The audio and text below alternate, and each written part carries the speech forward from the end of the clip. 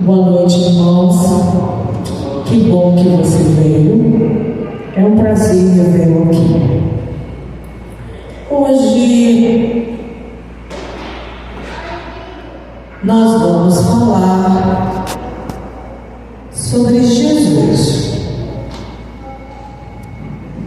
Nós vamos falar sobre o pão da vida. O pão que desceu do céu, aquele pão que foi representado pelo maná, a única forma de alimento que foi dada direto dos céus, o pão que desceu do céu se tornou carne e habitou entre nós. Amém? Eu quero fazer uma breve oração para começarmos. O texto de hoje está em João capítulo 6, tá bom? Quem quiser acompanhar, João capítulo 6. E a gente vai explanar um pouquinho sobre esse Jesus, esse pão, esse alimento. Oremos. Querido Jesus, aqui está a tua palavra aberta.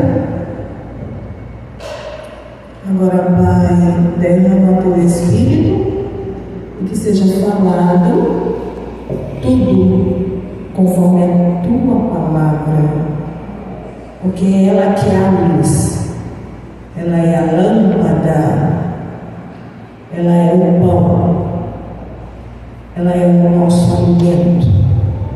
E quando não houver mais nada, a tua palavra ainda estará lá. E que ela esteja, Senhor, nas nossas mentes e nos nossos corações. Em nome de Jesus. Amém. Então, no capítulo 6 de João, a gente vai encontrar uma história conhecida, penso eu, por todos nós aqui presentes. Alguém, se não sabe do que se trata, mas já ouviu falar do milagre que Jesus fez ao alimentar uma multidão. Você já ouviu falar dos 5 pães, né? E os 3 peixinhos. Veja, que maravilha, né? Veja que Jesus, ele está ali há poucos dias no Calvário. Eu, da última vez, fiz menção nisso, porque é algo que me prende muito. João capítulo 6.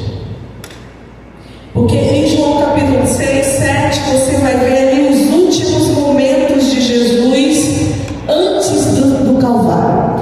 E a insistência dele em explicar para aquele povo que ele ia morrer e ressuscitar, que ele era Deus, mas o povo não entendia.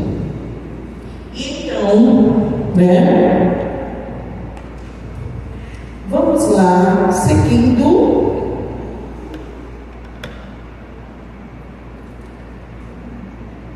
João capítulo 6, eu quero ir direto para o versículo 14, tá? A gente já sabe do que se trata. Jesus ali pregou para a multidão, alimentou aquela multidão, foi uma grande maravilha, né? E aí, a gente vai agora para o versículo 14. 14, tem algo andando aqui. 14 e 15 diz o seguinte: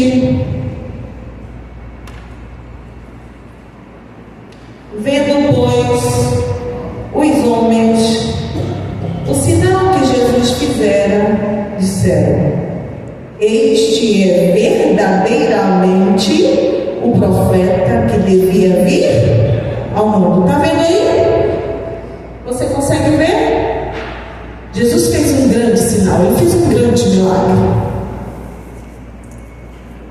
Porque ele cria a vida, porque ele tem poder sobre as coisas, os animais, a terra, ele tem poder sobre tudo, e ele multiplica ali o alimento, e ele alimenta aquelas pessoas, e eles ficam chocados, maravilhados, e eles dizem assim: esse verdadeiramente é o profeta que deveria vir ao mundo, e nós queremos esse daí para nos liderar.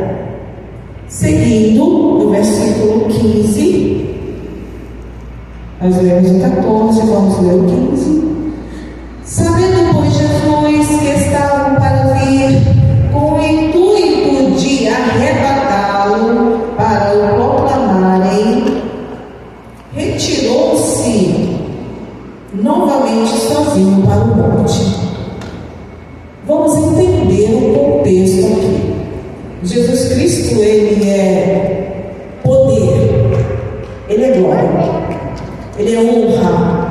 Jesus Cristo, ele é tudo, ele é o princípio, ele é o fim, ele é a água da vida, ele é o pão da vida. Jesus Cristo tem o poder sobre a morte, sim ou não? E aquele povo que há tanto tempo tinha dito que Jesus não era Jesus, que ele era João, ele era Elias. Lembra que toda vez que alguém perguntava, ninguém falava que ele era o Messias, ninguém dizia que ele era Deus, ele dizia: eu sou Deus, eu sou o pão da vida. E as pessoas insistiam em dizer que talvez ele fosse João, talvez ele fosse Elias, talvez ele fosse, lembra João Batista, aquele que tinha inclusive vários discípulos. E Jesus então percebe que aquele povo admirado com o que ele tinha feito, agora decide forçá-lo a ser rei. Vocês entenderam que ao Jesus perceber que aquele povo iria até lá, pegar a força e proclamar o rei, ele foge e ele vai para o monte orar. Jesus então vai para o monte orar. E aquele povo não entendia por que Jesus fez isso. Mas aquele povo não desiste, né? Nós vamos seguindo e o povo não desiste, porque esse evangelho da prosperidade é um evangelho muito bom.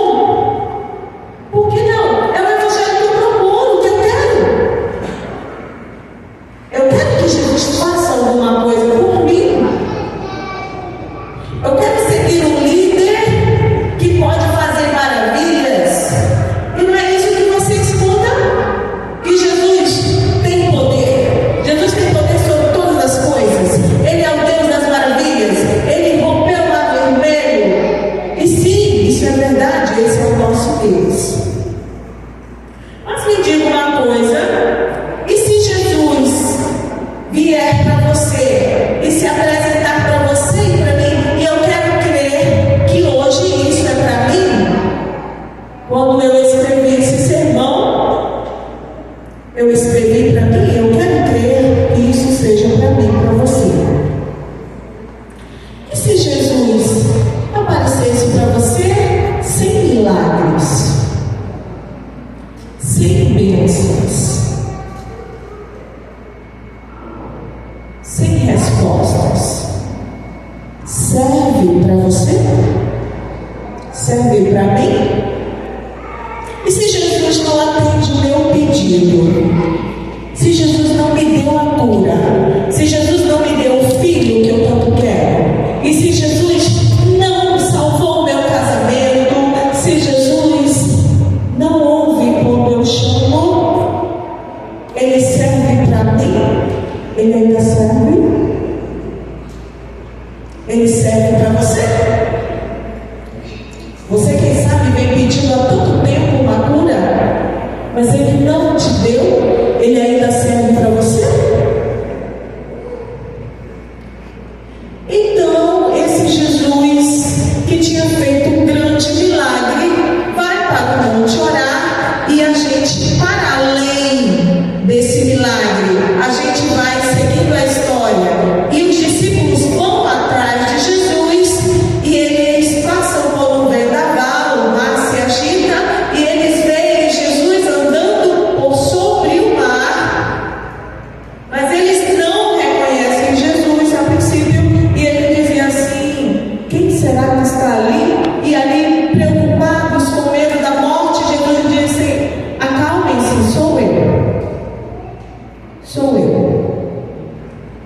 E eles então se acalmam.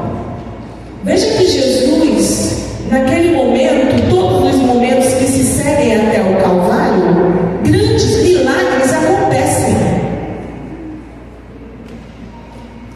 E mais para diante, nós vamos lendo, por favor, nos versículos 25. Versículo 25 diz o seguinte: e tendo encontrado no outro lado do mar, lhe perguntaram: Mestre, quando chegaste aqui?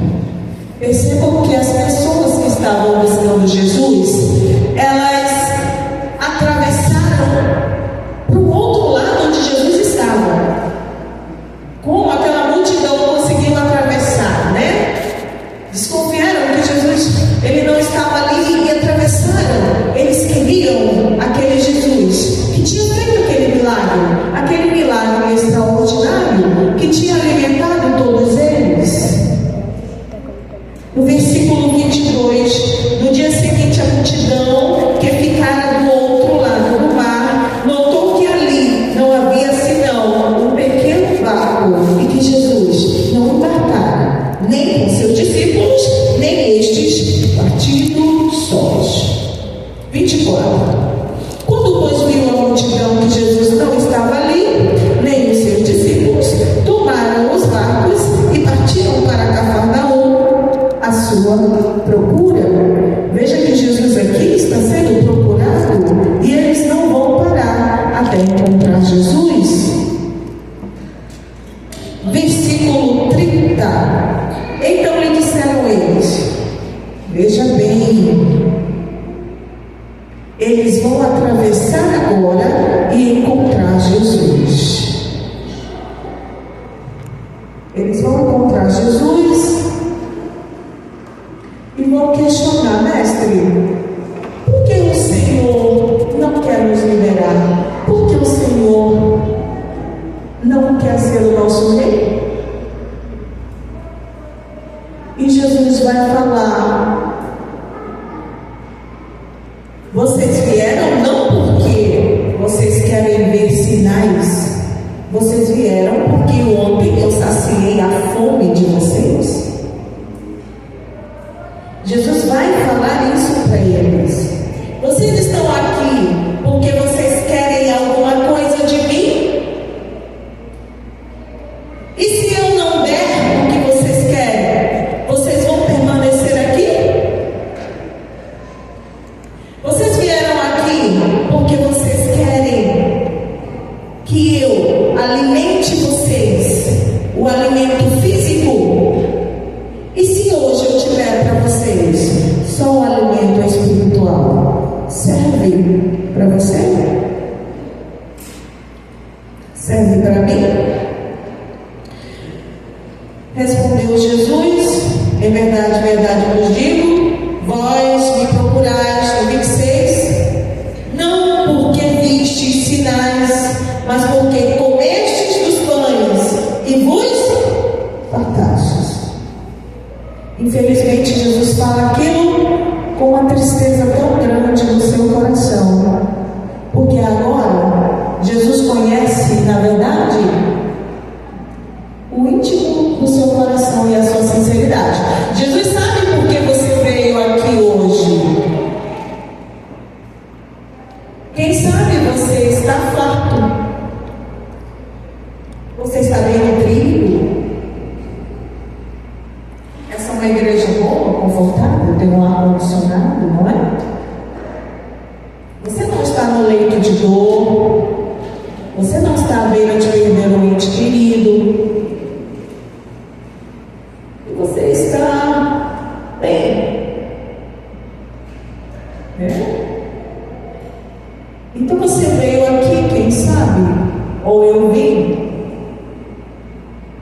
em gratidão, mas também querendo saber o que mais Jesus tem para mim. E esse é um evangelho que prospera. Esse é um evangelho que prospera. O evangelho prosperidade?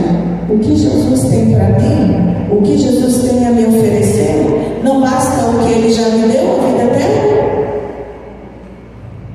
Eu quero explicar para você que ali naquele tanque não é um lugar finito, não é a linha de chegada.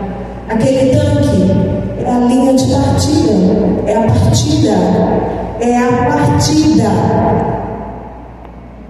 Jesus morreu por você e justificou os seus pecados. E agora Ele vai permanecer ao seu lado, porque você já não é de Satanás, porque Ele retirou você das garras de Satanás. Sim ou não? Quando você aceita Jesus e se batiza ali, começa a sua caminhada com Cristo. Ali é a linha de partida, onde Jesus diz assim: eu te tirei da mão de Satanás, do mundo, e agora você é meu. Mas nós vamos agora, eu estarei ao seu lado. É como um pai ajudando o filho a andar de bicicleta. Veja bem, ele tem uma linha de chegada. Começa ali. Jesus justificou os pecados. Os seus pecados foram perdoados. Você está em novidade de vida. E por que você tem que se batizar? Você está declarando para o mundo e para todos, para os céus, para o inferno, para Satanás, que agora você é de Deus. É por isso que você se batiza. Você entra ali e batiza, porque você declara para Deus, para os céus, para o inferno, que agora você é de Cristo. E aí, Jesus, Ele vai assim, igual o pai, levando você na bicicleta. Ele diz: meu filho, não tenha medo. Nós vamos começar agora o processo de santificação, porque você já foi justificado. Só eu justifico você. Só o meu sangue te justifica. Não olhe mais para trás, olhe para frente. Eu estarei contigo. E Ele te leva. E você cai. Não é isso que acontece quando a gente ensina ao filho, né? Ele cai. Jesus é diferente. Ele diz assim: olha, levanta, volta para a bicicleta. Eu vou te ajudar de novo. E você cai de novo. E ele diz assim: volta, eu estou aqui. Eu já morri por ti. Continua. Esse é o processo de santificação. Então perceba que Jesus queria explicar aquilo. Jesus queria explicar que o reino não era aqui, era no céu. Ele não veio para ser rei aqui, reinar aqui. Jesus, quando voltar nas nuvens do céu, Ele não vai pisar nessa terra. Ele é santo. Perceba. E aquele povo então diz: Senhor, no versículo 30, então lhe disseram eles: que sinais fazes para que o vejamos e creiamos em ti? Quais são os teus feitos? Vê aí. Você consegue lembrar o que eles falaram no primeiro versículo? O que eles falaram? Esse verdadeiramente é o profeta. Veja que isso aconteceu ontem. Ontem essas pessoas falaram: esse é o profeta. Mas hoje eles estão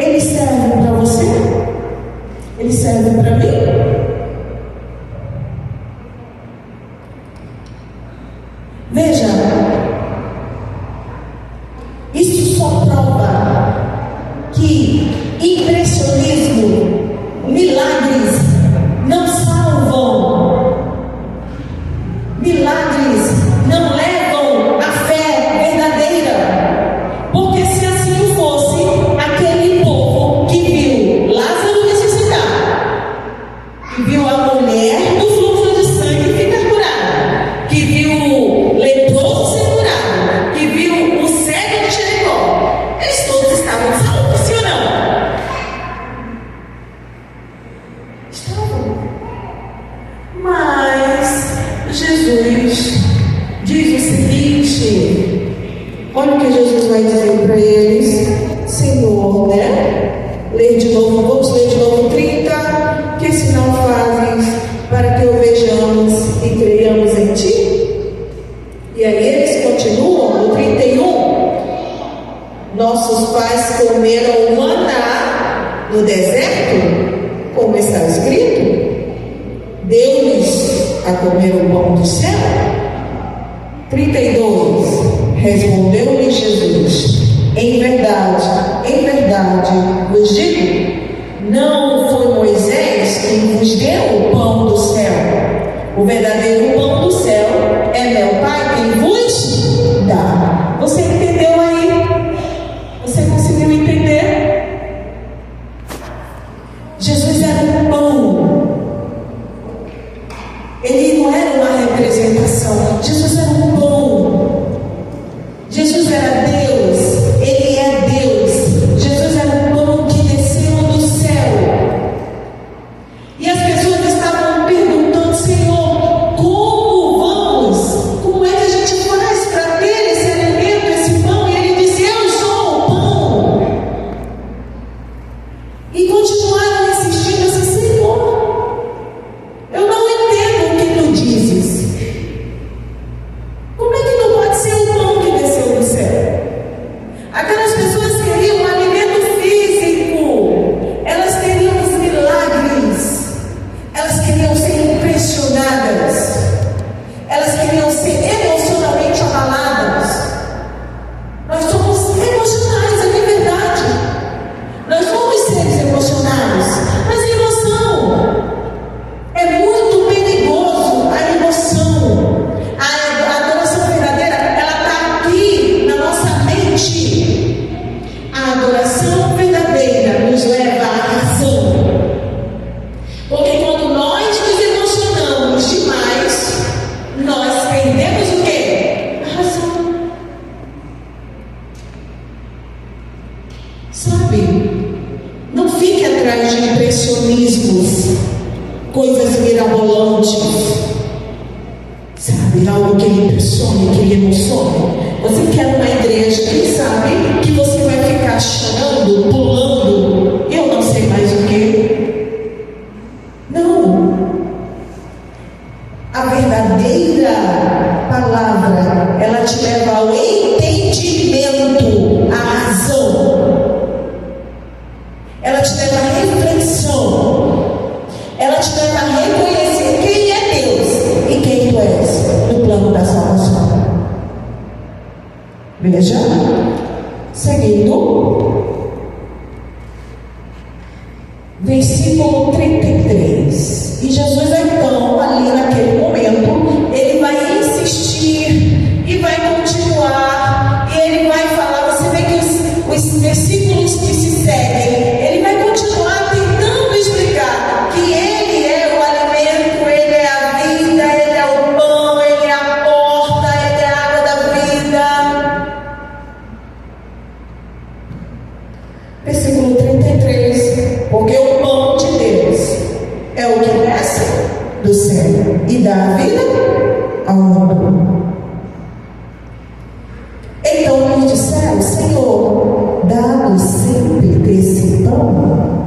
E Jesus então declara: eu sou, versículo 35, o pão da vida. O que vem a mim jamais terá fome. O que crê em mim jamais terá sede. E Jesus continua tentando convencer aquelas pessoas dele em si. Somente Jesus, sem milagre, sem bênçãos, só Jesus. Só Jesus. Porém, eu já vos disse que, embora me tenhais vistos, não credes. Veja, o pão estava ali. E aquele homem santo que é Deus estava tentando explicar que ele era Jesus, ele era o pão, e quem viesse até ele e recebesse o alimento nunca mais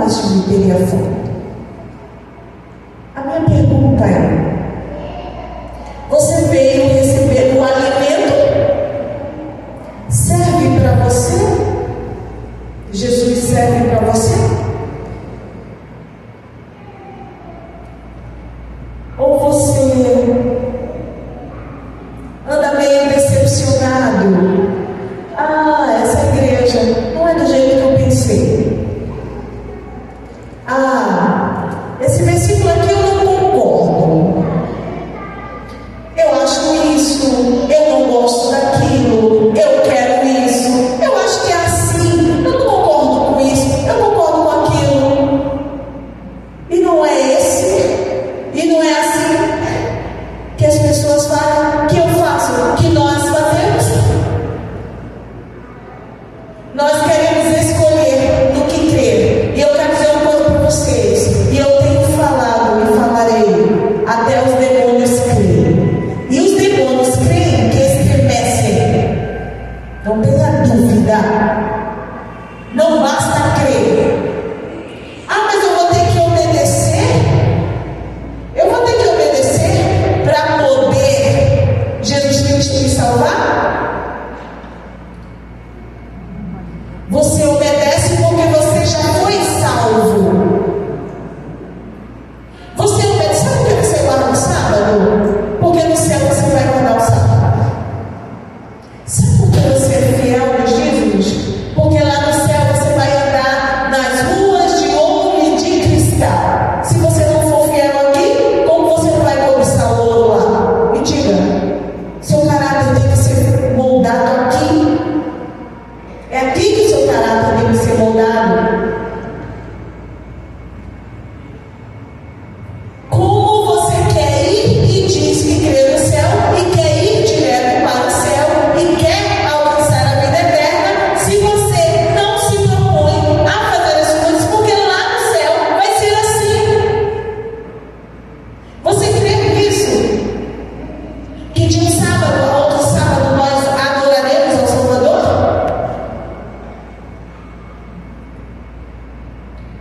E ele tem sido válido para você? Você não fica, quem sabe, contando as horas para que o sábado acabe, porque a ministério você quer assistir? Você perdeu sexta-feira à noite a novela? Veja, serve para você Jesus sem milagre e sem bênçãos? Continuando. 37. Todo aquele que o Pai me dá, esse virá a mim, e o que vem a mim, de modo nenhum o lançarei fora. Porque eu desci do céu, não para fazer a minha própria vontade, e sim a vontade daquele que me enviou. E diziam, verso 42, olha só o que eles vão falar. Não é esse Jesus, o filho de José? Acaso não lhe conhecemos o pai e a mãe? Como pois agora diz ele que desceu do céu? Veja, Jesus Cristo ontem, ele era o escolhido, ele era o Messias, ele era o profeta. Jesus Cristo ontem fez o milagre, foi reconhecido pelo sinal. E hoje, quando ele começa a falar de si mesmo, ele começa a dizer, eu sou o pão, eu sou o alimento, quem não vem a mim, quem não honra meu pai, não honra a mim. E aí as pessoas começam a dizer, não, esse daí não é aquele de ontem. Esse daí é filho de José. Ele é Jesus, filho de José. Vê aí o que acontece? Quando Jesus não nos agrada, quando o culto não me agrada, quando as palavras não me agradam, não, esse discurso não é de Jesus. Eu estou lendo aqui na Bíblia e você pode até pensar, não, esse discurso não é verdadeiro. Sim ou não? Continuando. 53. Respondeu-lhe Jesus: em verdade, eu vos digo, se não comerdes a carne do Filho do Homem e não beberdes o seu sangue, não tendes vida em vós mesmos. Versículo 7.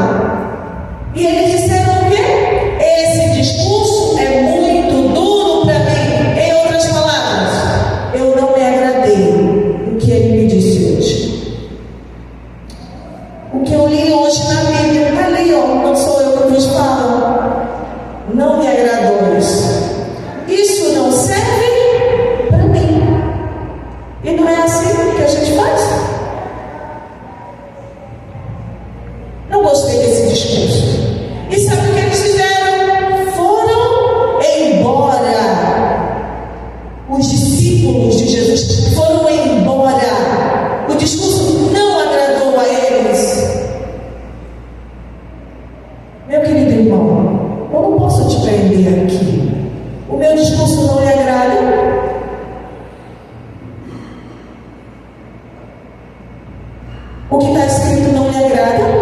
É duro para você? Quer ouvir uma coisa dura para um cristão? Leia Ezequiel 8. Quer ouvir uma coisa dura? Leia Ezequiel 8. E você vai descobrir que dentro da casa de Deus estamos adorando a outros deuses. Afinal de contas, Jesus Cristo não nasceu dia 25 de dezembro. É duro para você? Ah, mas é tradição. Eu cresci nessa tradição. Isso é duro para você? Isso é duro, irmão. Jesus não nasceu dia 25 de dezembro. Não replique isso. Afinal de contas, Ezequiel 8, salvo engano, versículo 14, está escrito o quê? E as mulheres adoravam a Tammuz. Sabe quem é Tammuz? A reencarnação de Nimrod. Sabe quem é Nimrod?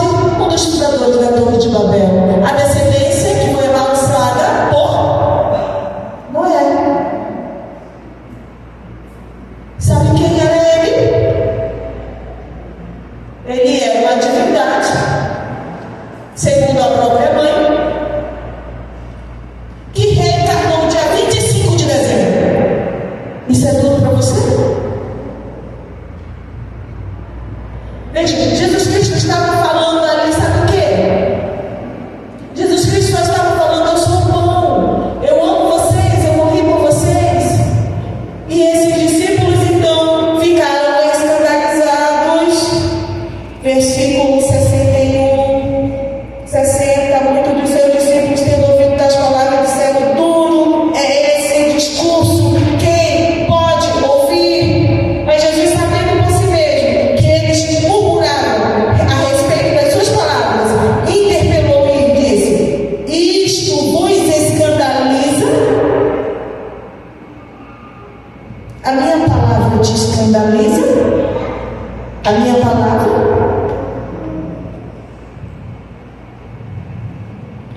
Irmão, a palavra de Jesus, a palavra de Deus, ela escandaliza você? Ela escandaliza você? Jesus está falando de salvação, do reino dos céus, da nova Jerusalém, da vida eterna, mas esse discurso pareceu duro para eles. Afinal de contas, eu quero uma vida boa aqui, eu quero felicidade aqui, eu quero prosperidade aqui nessa terra, eu quero conforto, eu quero um bom emprego, eu quero meu salário aumentar aqui nessa terra. Será que eu quero ir para o céu? Será que eu creio que o céu existe?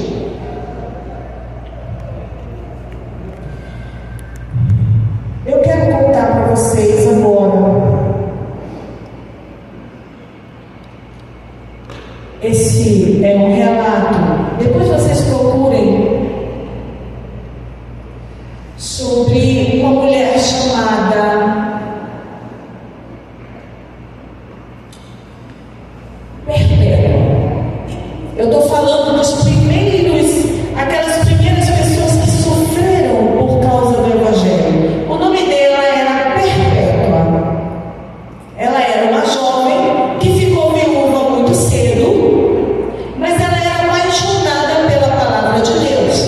Esse é um tempo que acaba, que ali surge então o protestantismo, e as pessoas agora estão sedentas de descobrir sobre Jesus. Elas passaram muito tempo na escuridão, e essa mulher Perpétua, ela então, ela vai crer no Senhor, e ela vai amar o Evangelho. E a coisa mais importante para a vida dela é a Bíblia Sagrada, a palavra de Deus, o pão que desceu do céu, a Bíblia.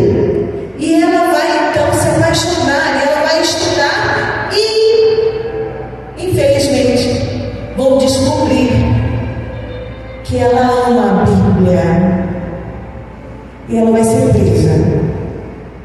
Mas ela tem um bebê, ela tem um filhinho, e ela fica precisa, por alguns dias, alguns meses, alguém leva e o pai dela até ela e diz assim: olha, minha filha, o pai fala, né? Larga esse evangelho. Por que tu quer ser crente? Por que esse cristianismo? Abandona essa Bíblia. Isso é um livro apenas. E ela não quer discutir com o pai. E ela diz: pai, tá vendo esse jarro aqui? O senhor pode mudar a natureza desse jarro? Não. Ele diz para ela. E ela diz: então eu também não posso mais mudar a minha natureza. Eu amo Cristo. Eu amo a palavra de Deus. Só Ele me basta. E alguém pergunta assim: mas esse teu filho pequeno que está no teu colo, tu vai morrer. Ela diz assim: Senhor Jesus, naquele momento, na hora, a última vez que ela vê o filho dela de colo, ela diz: Senhor Jesus, o filho que eu tenho não é meu, ele é teu. Providencia um lar para ele. Eu estou pronta. Se Jesus não veio com milagres para você, serve só Jesus? E se você tiver morrer de morrer por Jesus, serve para você? Se hoje você não tem uma espada e um algoz, porque ela morreu decapitada, se você não tem um algoz lhe impedindo do alimento da salvação do pão da Bíblia, pão que desceu do céu, que é a Bíblia, você não tem uma espada no seu pescoço. O que está faltando para esse Cristo, esse alimento não estar aqui na sua mente e no seu coração? Você não tem uma espada na sua cabeça nem no seu coração. E essa mulher que tinha um filho, ela disse: eu morrerei por ti, porque eu creio, Senhor, eu não vou te negar. E eu quero falar também para os jovens hoje. Filipa de Lyon, também uma pioneira, uma das primeiras mártires, uma moça de 24 anos, foi presa porque estudava a Bíblia. Ela virou cristã e lá na cadeia ela já estava prestes a morrer. Perguntaram para ela: o que você quer antes de morrer? Ela disse: tragam-me uma Bíblia. Foi isso que ela pediu. Então, quando chega o dia, no dia que ela vai morrer, ela veste o melhor vestido. E ela diz assim: eu vou me vestir agora para a honra e glória do meu Deus, porque Ele será glorificado em mim. Uma jovem de 24 anos. Será que ela não tinha sonhos? Só por causa da Bíblia. E hoje a gente tem que fazer um discurso menos duro, não é assim? Para não espantar os jovens. Vocês não podem ouvir, porque pode afastar da igreja. Eu preciso contar para vocês que não tinha culto jovem, não tinha músicas, não tinha programas atraentes para mantê-la na igreja. Era a Bíblia pura, era um pão puro que desceu do céu, era a palavra de Deus que alimentava ela. E ela morreu por Cristo. E quando ela foi andando até a fogueira, ela foi cantando. E disseram para ela: se tu não parar de cantar, tu vai ficar sem a língua. E ela chegou na fogueira sem língua, porque ela disse: enquanto eu tiver língua, eu vou louvar a Deus. Você entende? Serve Jesus para você? Se Ele não vir acompanhado de bênçãos e de milagres, Ele ainda serve para você? E se você tiver que morrer, Ele ainda serve para você?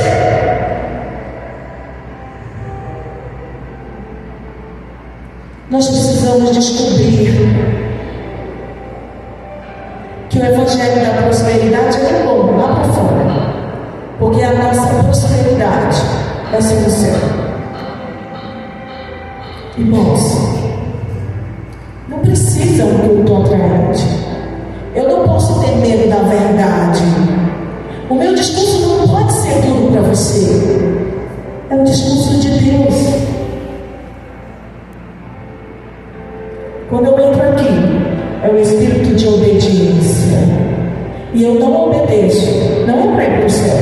Eu obedeço porque eu sou atraído por Jesus. Eu creio na cruz, a cruz que me salvou e me justificou. E eu sou tão grata, que eu estou aqui. É esse Jesus que pode ou não me dar a cura, que eu ainda quero. Eu ainda quero esse Jesus. Ele serve para você? Quando você é chamado, o que está faltando? O que está faltando para você? O que está faltando? Você ainda está dizendo: Jesus, me prova que tu é Deus. Tu tem que me provar que tu é Deus, para poder eu crer em ti. O que está faltando? Não endureça o vosso coração. Ele disse: se hoje ouvirdes a minha voz, não endureçais o vosso coração. Eu quero cantar para você, porque eu tenho que ir, nós temos que ir. Mas que a semente do Evangelho, que Jesus purinho, só Jesus, sem bênção, sem milagres, Ele possa encher o seu coração. A ponto de você estar aqui, a ponto de você ser motivado a falar e a cantar desse Jesus. Lembre-se, você não precisa de uma espada, você não tem uma espada, você não tem uma fogueira. O que está faltando para você proclamar e amar o pão que desceu do céu?